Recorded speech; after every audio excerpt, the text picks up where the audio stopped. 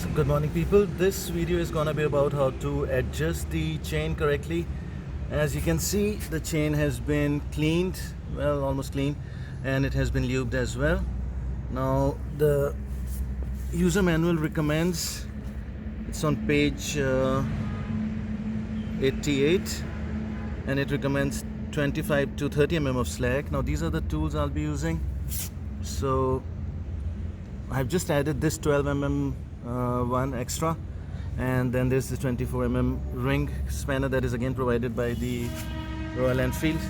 And now we move to the part of how to measure the slack. Now it is always a good idea to clean the chain, lube it, and then measure it, and this is how it is done. So we put it around here. I hope that is visible. So this is at 60 centimeter now. Now when we go up, that's 10 mm, that's 20 mm, that's 30 mm, that's 40 mm up till 2, and then 45ish. So the chain slack right now is at 45.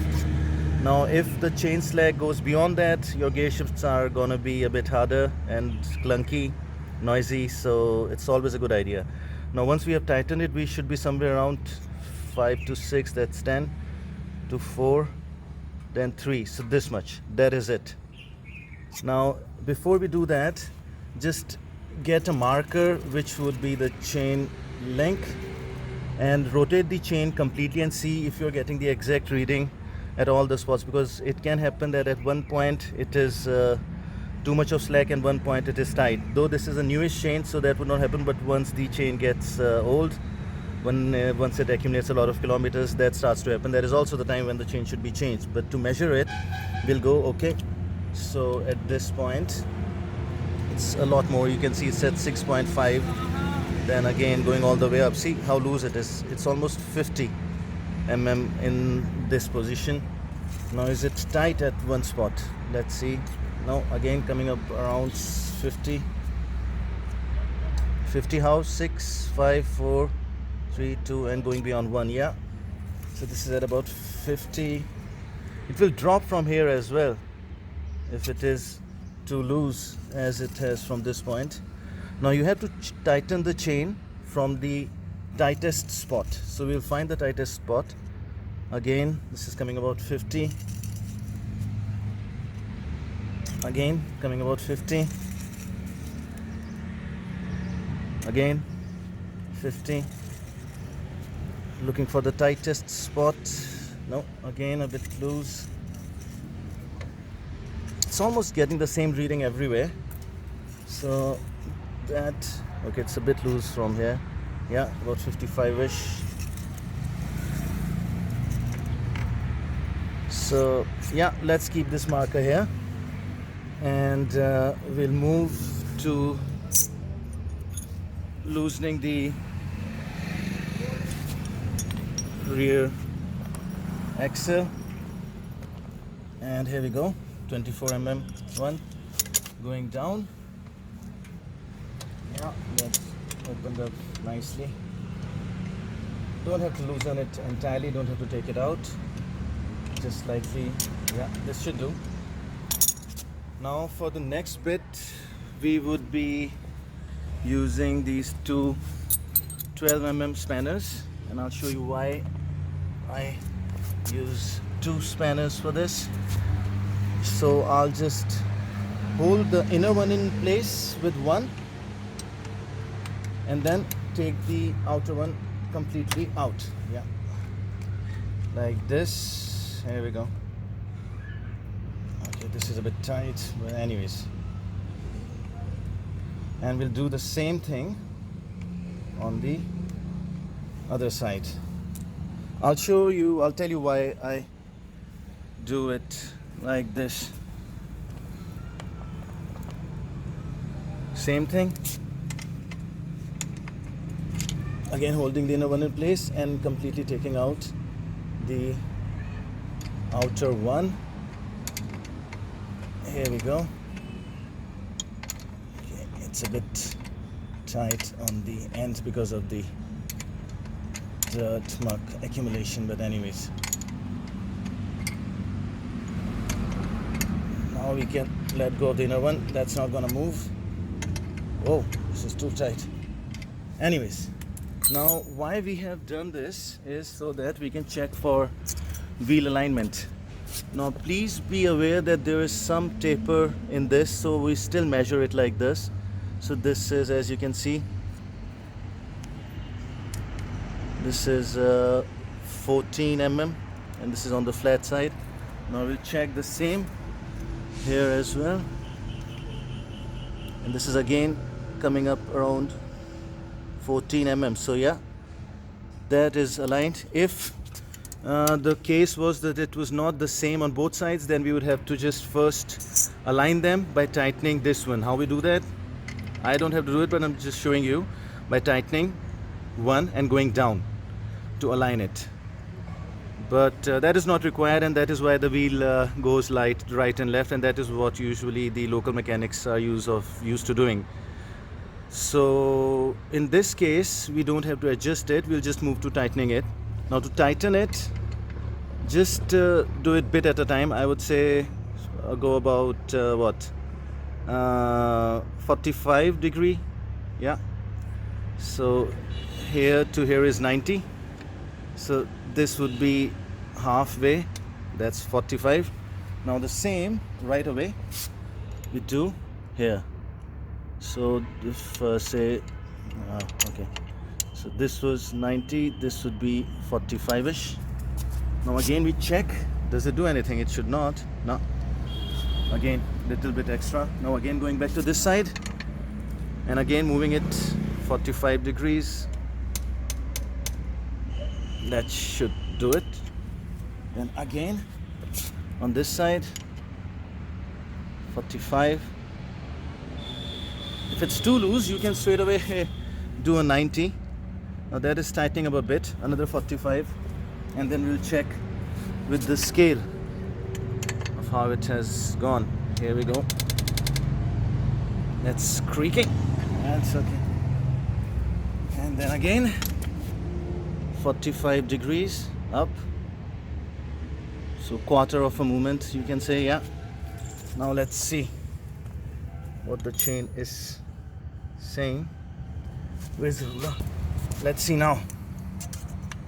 So that has come up. We measured it from here. So that's 5.5, 4.5, 3.5. That's 20. That's 2.5. That's 30. So that's about 35ish. We can just maybe turn it 30ish degree more. Yeah, and same on, just so that you can see, same from here, 30 degree. Now again we come back and again we check. So that has come to about 10, 20, 30. Yeah, that did it.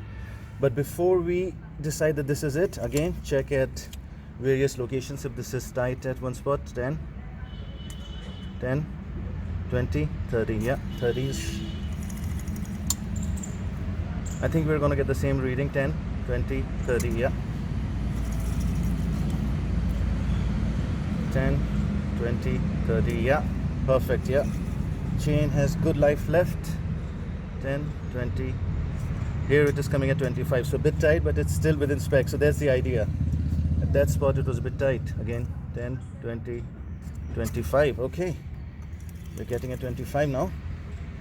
10, 20, 25, 10, 20, 30. Now it's again back to 30. See, so some spots might be a bit tight, but that's okay. We started from the link. Again 30, and yeah, again 30. So around the link it is a bit loose, it is getting 30ish, but on the opposite side it is showing 25, and that almost does it. Now once that is done, we'll again measure it with the scale, and it is a bit above, it's like 14.5 here. Should get the same reading here. Yeah, 14 and a half ish, not exactly touching 15, so that means that the wheel is straight. Now we can put these nuts back. I'll first get them in with the hand itself. Same on the other side. Catch up after. Yeah, this side requires the help of spanner a bit tight. That's okay, not a big deal. Now it can go. No, still not going by hand. Now it can, yeah. Now once that is done, just tighten the main axle nut. Now it's a good idea to have someone grab the foot brake so that the wheel stays intact. If you don't have someone, just use your knee like this, hold the tire in place, and then just tighten the axle nut so that it is not moving about. Yeah, just apply slight pressure from your knee on the tire. It's not moving about, and then tighten the axle nut. That should do it. And for the final step, we will just tighten the axle, again keeping this one in place so that it does not move about, and then pulling it from down to up, and then rotating the outer one clockwise to make sure that this is tightened and you don't lose it. Same thing on the other side, down to up, and again moving it, no sorry, from up to down, and then moving it tight. Now this is tight, the chain is adjusted, you can see, and this would lead to a very good, I'm guessing, gear shift. I've added this camera and I have been just recording before the chain was clean, mucky and dirty. I recorded then, and just to see the movement of the chain. Then I cleaned it, did not lube it, and then I again recorded with the help of this camera.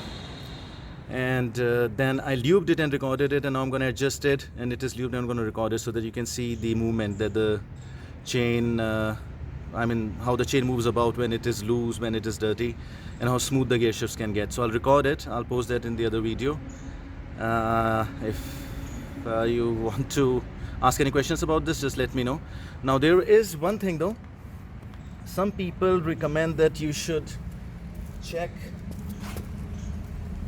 if everything is okay. Not that it matters too much, but yeah, we bring the chain to the tightest spot, get it off the stand, sit on it, and make sure it has not become too tight. Yeah, so there is still 20-25 mm of slack if I move up and forward and back. Yeah, see, so it's not too tight, that confirms it. But some people do it this way, but you can just put it on the main stand and do it, that's not a problem. So I hope that helps. Okay, thanks for watching.